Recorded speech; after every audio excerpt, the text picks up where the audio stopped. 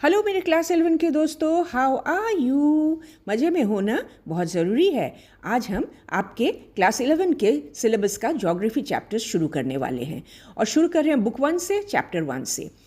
अगर आप ज्योग्राफी आपका फेवरेट सब्जेक्ट है तो आप बोलोगे बल्ले बल्ले बल्ले बल्ले, लेकिन अगर आप कहते हो ज्योग्राफी नॉट रियली, तो डरो मत, हमारे साथ लगे रहो। हमारे वीडियोस देखोगे तो बिल्कुल इनकी तरह आप ज्योग्राफी के मास्टर बन जाओगे।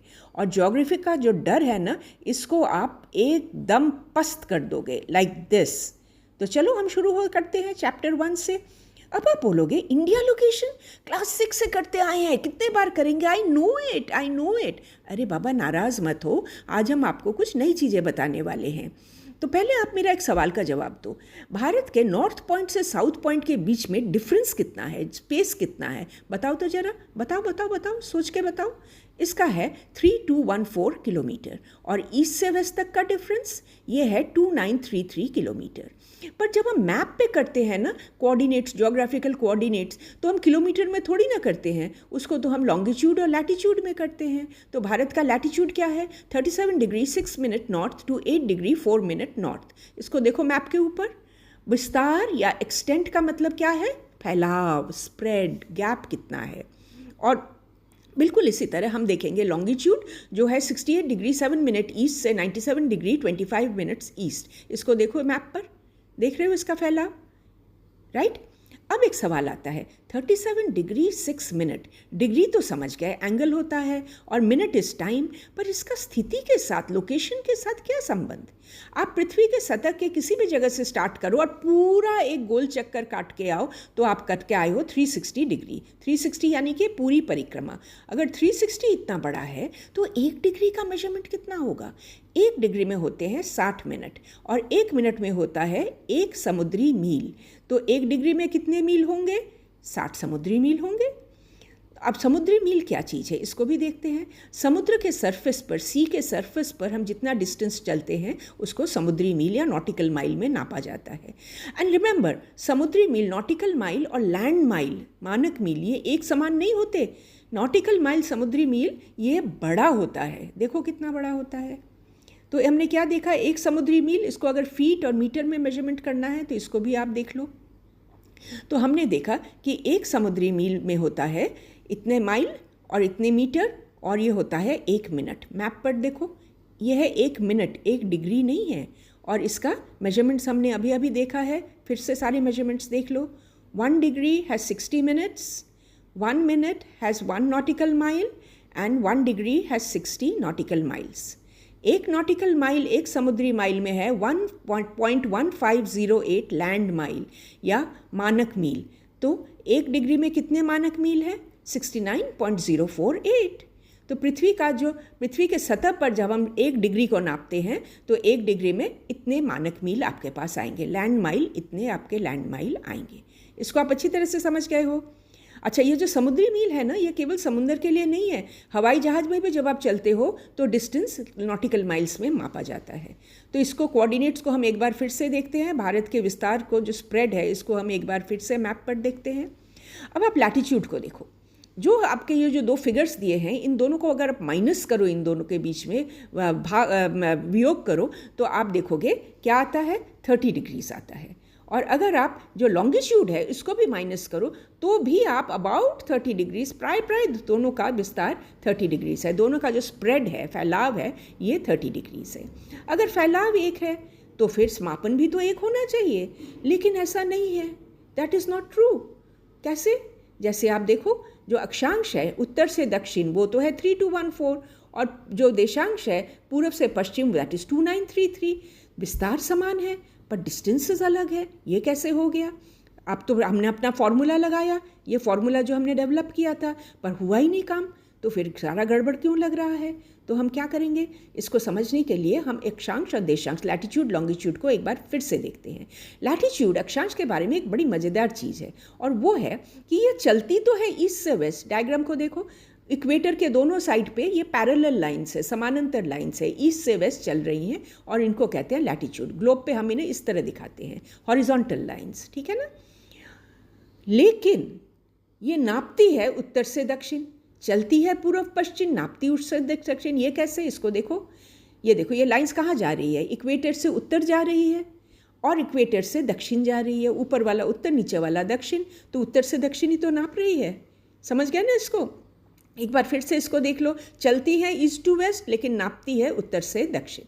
एक और फैक्ट बहुत इंटरेस्टिंग है कि भूमध्य रेखा से, इक्वेटर से जब ये ऊपर नीचे जाती हैं तो इनके बीच का, किसी दो लाइन के बीच का फासला इज़ ऑलवेज द सेम। देखो, है ना? ठीक है ना? तो चलो अब लॉन्गिट्यूड के बारे में देखते हैं। इसका मामला कुछ और ही है।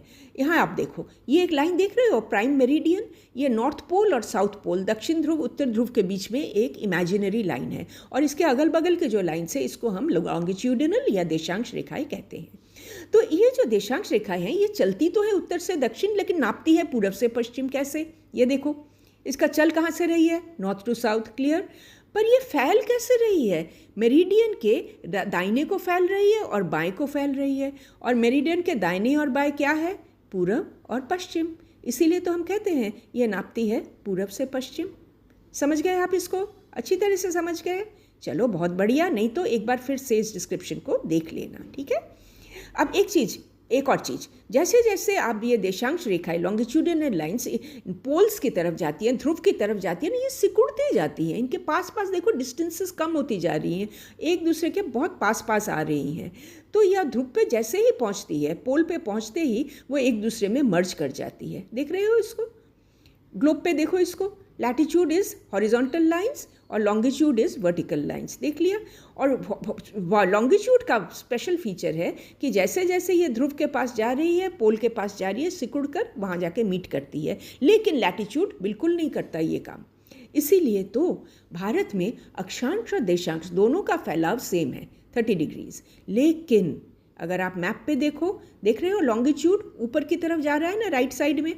चेक करो इसको एक और बार, ऊपर की साइड जा रहा है, और ऊपर की साइड मतलब उत्तर की तरफ जा रहा है, ध्रुव की तरफ जा रहा है। इसीलिए तो इसका डिस्टेंस सिकुड़ जाता है, और इसीलिए अक्षांश जो सिकुड़ता नहीं है 3214 रहता है, देशांश सिकुड़ जाता है, इसलिए वो 2933 बन जाता है।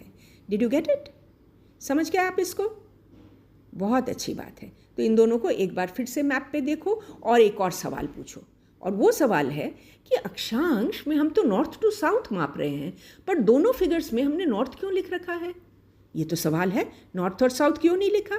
इसको समझने के लिए आपको पूरे ग्लोब को देखना पड़ेगा। ये बीच का लाल लाइन देख रहे हो, जो लंबा सा लाल लाइन, ये है इक्वेटर, और इक्वेटर के नॉर्थ में है नॉर्दर्न हेमिस्फीयर या उत्तरी गोलार्ध। और इंडिया कहाँ में है? दिखाओ। इंडिया पूरा का पूरा उत्तरी गोलार्ध में है। तो इंडिया का साउथ भी उत्तर में है और इंडिया का नॉर्थ भी उत्तर में है। इसीलिए तो जब हम लैटिट्यूड नापते हैं तब हम कहते हैं दोनों नॉर्थ में है। आगे बात समझ? और देशांश, लॉन्गिट्यूड, इसका भी ईस्ट वेस्ट होना चाहिए, पर दोनों ईस्ट है, क्योंकि जब आप इसको देखो, ये बीच का लाइन देख रहे हो, लाल वाला वर्टिकल लाइन, ऊपर से नीचे जो लाइन आ रही है, ये है प्राइम मेरिडियन, और इसके राइट साइड पे है ईस्टर्न हेमिस्फीयर या पूर्व गोलार्ध। और इंडिया उसमें, एशिया उसके पूरे उसके अंदर है, और इंडिया देखो वो भी पूरा उसके गोलार्ध के अंदर है। तो इंडिया का ईस्ट भी ईस्ट में है, इंडिया का वेस्ट भी विश्व के ईस्ट में पड़ता है। इसीलिए उसको दोनों को ईस्ट में डाला गया। इसको आप समझ गए हो ना? अच्छी तरह समझ गए हो? अच्छी तरह समझ गए हो ना? गुड। तो भारत का एरिया क्या है इसको देख लो आप। और एक चीज़ आप जानते हो, पृथ्वी के सतह पे जितना लैंडमास है 2.4% उसका भारत में है, और भारत विश्व का 7th लार्जेस्ट कंट्री है लैंडमास के हिसाब से, ठीक है। और भारत के ऊपरी हिस्से में, उत्तर में, आप तो जानते ही हो पर्वतों का एक बहुत बड़ा दीवार की तरह खड़ा है, और ये बहुत इंपॉर्टेंट फंक्शन करता है। सर्दियों में ना बर्फानी ठंडी ठंडी हवाओं को रोक देता है, नहीं तो पूरा उत्तर भारत ऐसा होता सर्दियों के मौसम में। और बरसात में ये क्या करता है, जो बे ऑफ बंगाल से क्लाउड्स आते हैं उसको ये रोक देता है, उत्तर की तरफ जाने नहीं देता, ताकि जो बरसात है ये भारत के मैदानी इलाकों में हो जाए और वहाँ खुशहाली रहे। तो आप कहोगे ये तो हम ऑलरेडी जानते हैं, कौन सी नई बात हमने कर दी? नई बात यह है कि भारत की लोकेशन की नज़र से आप देखो तो हिमालय में एक बहुत बड़ी स्पेशलिटी है, और वो है कि हिमालय ने बना दिया इंडियन सब कॉन्टिनेंट। जानते हो विश्व में कितने सब कॉन्टिनेंट है? ओनली 6, और उसमें से एक है भारत। और भारत सब कॉन्टिनेंट के जो देश है उसको देखो, 1, 2, 3, 4, 5, 6 एंड 7, सब मिलके बना इंडियन सब कॉन्टिनेंट। मैंने आपको बोला था ना, आपको कुछ नए बात चीज़ बताएंगे इस बार, बताया ना, 3 नई चीज़ें हमने आपको बताई हैं, इसको आप अच्छी तरह से याद कर लेना। ठीक है बच्चों, और आप तो जानते हो क्लास में फर्स्ट आने का बेस्ट उपाय, वीडियो देखो, चैप्टर पढ़ो, वीडियो देखो, 5 मिनट ही तो लगेंगे, आपका पूरा चैप्टर क्लियर हो जाएगा। Thanks for watching. कैसे कोशिश।